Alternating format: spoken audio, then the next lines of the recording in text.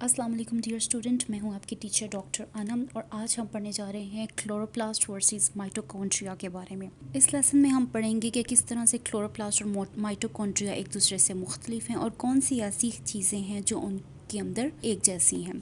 सबसे पहले पढ़ते हैं डिफरेंसेस के बारे में। यहाँ पर हमारे पास क्लोरोप्लास्ट है और ये हमारे पास माइटोकॉन्ड्रिया है। अगर आप क्लोरोप्लास्ट की शेप देखो तो वो क्लोरोप्लास्ट जो है वो लेंस की तरह नज़र आता है। लेंस को अगर आप देखें इस तरह से, अगर आप कभी ऐनक के लेंस को देखें तो उसकी शेप भी इस तरह से होती है। लेकिन अगर आप माइटोकॉन्ड्रिया को देखो तो माइटोकॉन्ड्रिया बीन की शक्ल में नज़र आता है। बीन यानी जैसे आप दाल खाते हो तो दाल का अगर एक दाना पकड़ के देखो तो जिस तरह उस दाने की शेप होती है बिल्कुल उसी तरह की शेप भी माइटोकॉन्ड्रिया की है। क्लोरोप्लास्ट सिर्फ और सिर्फ प्लांट्स के सेल्स में पाया जाता है, जबकि माइटोकॉन्ड्रिया एनिमल और प्लांट दोनों सेल्स में मौजूद है। क्लोरोप्लास्ट का काम फोटोसिंथेसिस में है। इसका मतलब है कि सूरज की रोशनी में कार्बन डाइऑक्साइड और पानी से खुराक तैयार करता है जो पौधे इस्तेमाल करते हैं, जबकि माइटोकॉन्ड्रिया जो है वो सेलुलर रेस्पिरेशन में अपना काम दिखाता है। इसका मतलब है कि जो खाना आप खाते हैं उसको तोड़ता है और उसको तोड़ के उसमें से एनर्जी जो है वो प्रोड्यूस करता है ताकि उस एनर्जी को आप इस्तेमाल कर सकें अपने दिन के कामों में। अगर आप इक्वेशन को देखें तो क्लोरोप्लास्ट जो है वो कार्बन डाइऑक्साइड और वाटर को इस्तेमाल करते हुए खुराक बनाता है और इसके दरमियान में ऑक्सीजन को खारिज करता है और ये ऑक्सीजन जो है वो हवा में निकाल दी जाती है और इस ऑक्सीजन को फिर इंसान या जितने भी जानवर हैं वो इस्तेमाल करते हैं सांस लेने के लिए। जो माइटोकॉन्ड्रिया है वो बिल्कुल क्लोरोप्लास्ट के ऑपोजिट या मुखालिफ काम करता है। वो ग्लूकोज को ऑक्सीजन की प्रेजेंस में तोड़ता है और तोड़ के कार्बन डाइऑक्साइड जो है उसको रिलीज़ करता है और इसके साथ साथ पानी के कुछ अमाउंट भी जो है वो प्रोड्यूस होती है। तो इसका मतलब है कि क्लोरोप्लास्ट और माइटोकॉन्ड्रिया का काम है वो एक दूसरे के ऑपोजिट या मुखालिफ है।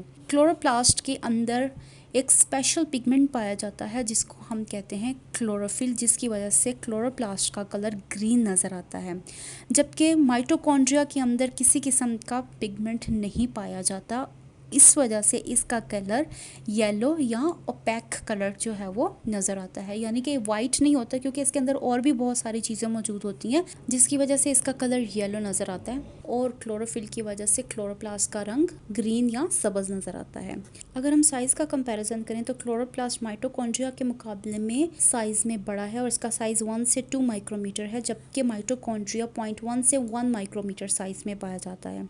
क्लोरोप्लास्ट की इनर मेम्ब्रेन है वो थैलाकोइड बनाती है, जैसे कि यहाँ पर आप देख सकते हैं कि ये सारा पार्ट यहाँ पर जो है ये थैलाकोइड मेम्ब्रेन्स हैं और ये इसकी इनर मेम्ब्रेन जो है वो बना रही है, जबकि माइटोकॉन्ड्रिया की इनर मेम्ब्रेन जो है वो क्रिस्टे बनाती है या फोल्ड्स देख सकते हैं, ये तहें ये है वो क्रिस्टियाँ जो कि इसकी इनर मेम्ब्रेन बनाती है। तो आप देखें दोनों की अंदरूनी साख्त में कितना फ़र्क है।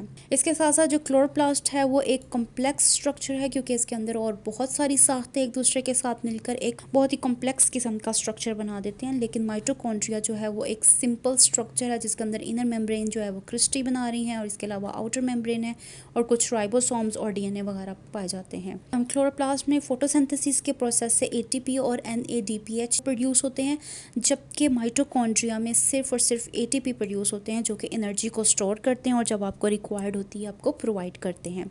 ये तो हो गई इन दोनों के दरमियान डिसिमिलैरिटीज़ कि ये किस तरह से एक दूसरे से मुख्तलिफ हैं, लेकिन इन दोनों के दरमियान कुछ सिमिलैरिटीज़ भी पाई जाती हैं। अब उनके बारे में पढ़ लेते हैं। सिमिलैरिटीज़ में सबसे पहली सिमिलैरिटी ये है कि दोनों डबल मेम्ब्रेन स्ट्रक्चर हैं, यानी कि इनके पास आउटर मेम्ब्रेन भी है और इनर मेम्ब्रेन भी है। इसी तरह से यहाँ पर भी इनर मेम्ब्रेन है और आउटर मेम्ब्रेन है।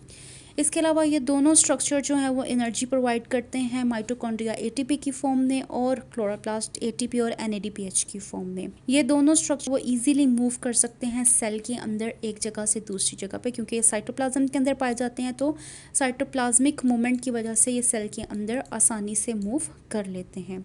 दोनों के अंदर राइबोसोम्स पाए जाते हैं। यहाँ पर छोटे छोटे डॉट्स आप देख रहे होंगे, ये वाले डॉट्स और ये वाले डॉट्स, ये एक्चुअली राइबोसोम्स हैं और हमें पता है राइबोसोम जो है वो प्रोटीन की सिंथेसिस या प्रोटीन तैयार करने में मदद करते हैं। इसका मतलब है ये दोनों स्ट्रक्चर जो हैं वो अपनी प्रोटीन खुद तैयार कर सकते हैं। इसके अलावा कार्बन डाइऑक्साइड और ऑक्सीजन ये दोनों गैसेज हैं वो इन दोनों स्ट्रक्चर्स के साथ एसोसिएटेड हैं। यहाँ पर क्लोरोप्लास्ट कार्बन डाइऑक्साइड को इस्तेमाल करता है और माइटोकॉन्ड्रिया जो है वो ऑक्सीजन को इस्तेमाल करता है। और इसी तरह से क्लोरोप्लास्ट ऑक्सीजन को निकालता है या रिमूव करता है और माइटोकॉन्ड्रिया जो है वो कार्बन डाइऑक्साइड को रिमूव करता है। इसके अलावा इन दोनों स्ट्रक्चर्स के अंदर आरएनए और डीएनए पाया जाता है। इसका मतलब है कि ये सेल्फ रेप्लिकेटिंग ऑर्गेनेलीज हैं, यानी कि ये आसानी से अपने डीएनए को जो है वो 1 से 2 में कन्वर्ट कर सकती हैं।